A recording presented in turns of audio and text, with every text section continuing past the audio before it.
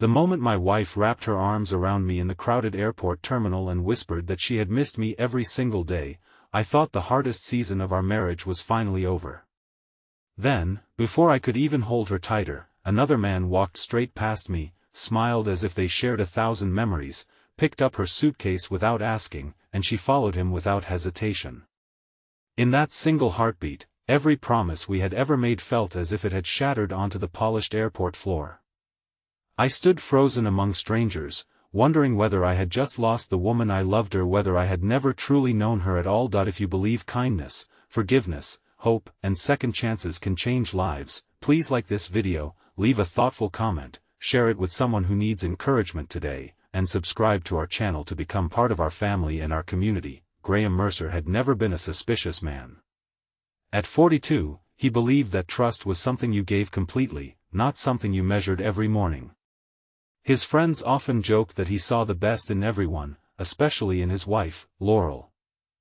They had been married for 12 years, surviving layoffs, miscarriages, medical bills, and the slow distance that careers sometimes created. Laurel had spent the previous 3 months in Europe overseeing the launch of a struggling nonprofit partnership that had unexpectedly become a major international project.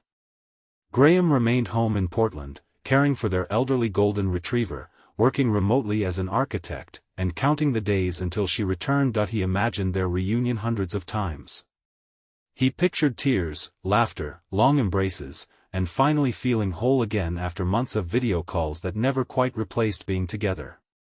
He had even taken the afternoon off, bought fresh flowers, and planned a quiet picnic overlooking the river because Laurel always preferred peaceful moments over expensive celebrations. Everything seemed perfect until that suitcase disappeared into another man's hand. The stranger looked to be in his early 50s, wearing a navy blazer and carrying himself with quiet confidence.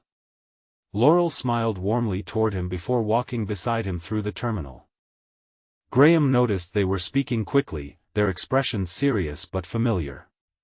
Every terrible possibility flooded his imagination.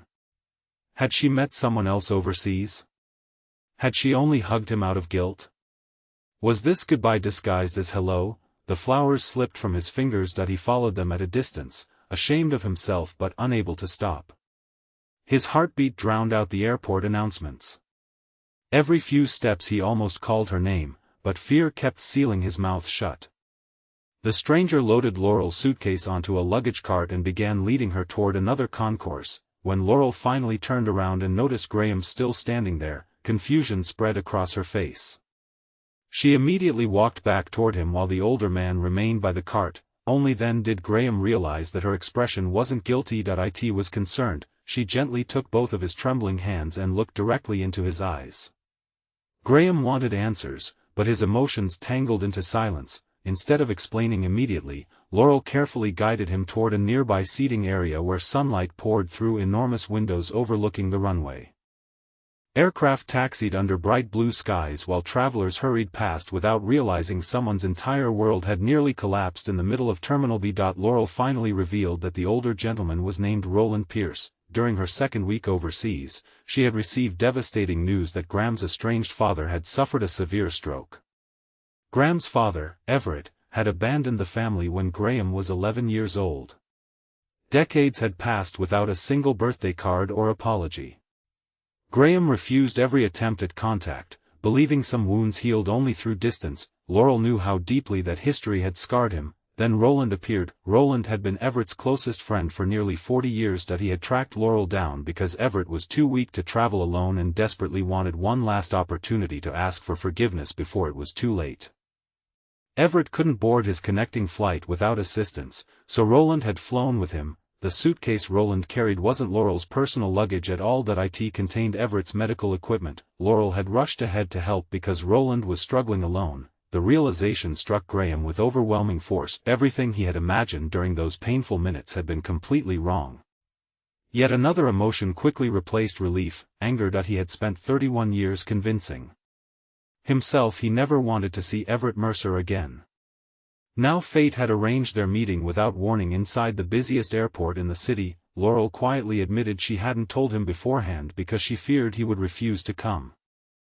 She hadn't wanted to manipulate him, only to give him the freedom to make his decision after seeing the reality instead of only remembering the past. Graham wasn't sure whether to thank her or resent her. He stood and slowly followed Laurel toward a quiet medical assistant's lounge. Inside, daylight streamed through wide windows. An elderly man sat in a wheelchair. His once broad shoulders had become fragile. His hands trembled uncontrollably. His silver hair was thinner than Graham remembered. For several long seconds, neither father nor son moved. Graham had imagined this meeting thousands of times over the years. Sometimes he pictured shouting. Sometimes walking away.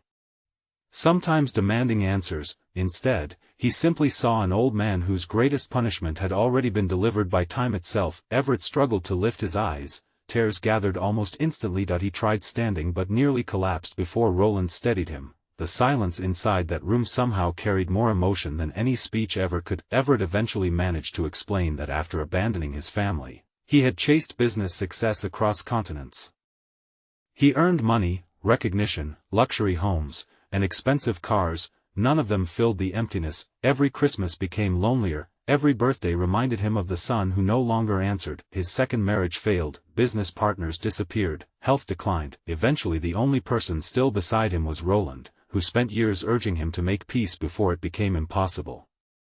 Everett confessed he had written dozens of apology letters but never mailed them because he believed Graham deserved peace more than another painful reminder of the father who failed him. Listening didn't erase childhood pain. It didn't erase missed graduations. It didn't erase the empty chair during school concerts. It didn't erase watching his exhausted mother work 2 jobs while pretending everything would somehow be okay. Those memories remained. But Graham also noticed something unexpected. Everett wasn't asking for another chance to be a father. He was asking only for forgiveness he knew he might never receive. That difference mattered. Hours passed inside the airport. None of them noticed. Passengers came and went, flights departed, announcements echoed overhead. The afternoon sunlight slowly shifted across the floor. Laurel quietly stepped outside with Roland, leaving father and son alone for the first time in more than 3 decades. Graham finally admitted how deeply abandonment had shaped every relationship in his life. He confessed that every business trip Laurel took secretly terrified him because a frightened part of him always expected people he loved to leave forever. He realized the misunderstanding in the terminal hadn't happened simply because another man carried a suitcase. It happened because old wounds had convinced him betrayal was always waiting around the corner. Everett lowered his head in shame. He accepted responsibility without excuses. He admitted Graham had inherited fear because of choices he himself had made. No defense, no justification, only regret. Something inside Graham began changing. Forgiveness did not arrive like lightning. It arrived quietly, almost reluctantly, like ice slowly melting under warm sunlight. Graham understood that forgiving Everett would never rewrite history. It would simply stop history from controlling tomorrow. He stepped closer. Then, for the first time since childhood, he embraced his father. The hug lasted only a few seconds. It wasn't perfect. It wasn't magical. It was simply honest. Roland wiped away tears while Laurel quietly smiled through her own. A burden carried by 4 people suddenly felt lighter. Before Everett boarded his next flight for specialized rehabilitation, he handed Graham a weathered notebook. Inside were 31 years of handwritten letters. Every birthday, every Christmas, every milestone he imagined his son reaching. None had ever been sent. Graham carried the notebook home. Over the following weeks he read every page. Some letters were clumsy, some painfully honest, some described regrets that words could never fully heal. But together they revealed one undeniable truth: people sometimes spend decades imprisoned by the worst decision they ever made. Months later, Graham and Laurel visited Everett regularly during daytime rehabilitation sessions. They never pretended the past hadn't happened. Instead, they built something entirely new, not a replacement for lost years, but a peaceful ending to a painful story. Their marriage also changed. Graham became more open about fear instead of hiding it behind silence. Laurel became more careful never to carry difficult burdens alone. They discovered that trust doesn't mean never asking questions. Trust means believing the people who love you deserve the chance to answer them. On a bright spring afternoon nearly a year later, the 4 of them met once again at the same airport. This time there were no misunderstandings. Roland laughed while struggling with an oversized suitcase. Graham immediately hurried over and lifted it himself. Everyone laughed, even Everett. The same airport that had almost become the place where suspicion destroyed a marriage had become the place where forgiveness restored an entire family. As Graham watched another airplane climb into the endless blue sky, he realized something simple yet life-changing: sometimes the story our fears tell us is completely different from the truth unfolding right in front of us. Love isn't protected by assuming the worst. It survives because people choose patience before judgment, understanding before accusation, and compassion before pride. Before we end, please leave a meaningful comment and tell us, have you ever discovered that your first impression of someone was completely wrong, and what did that experience teach you? If this story touched your heart, please like this video, leave a meaningful comment, share it with someone who needs hope today, and subscribe to our channel so you never miss another emotional journey. May we all remember that forgiveness cannot erase yesterday, but it can open the door to a far brighter tomorrow, where love is no longer defined by old scars but by the courage to heal together.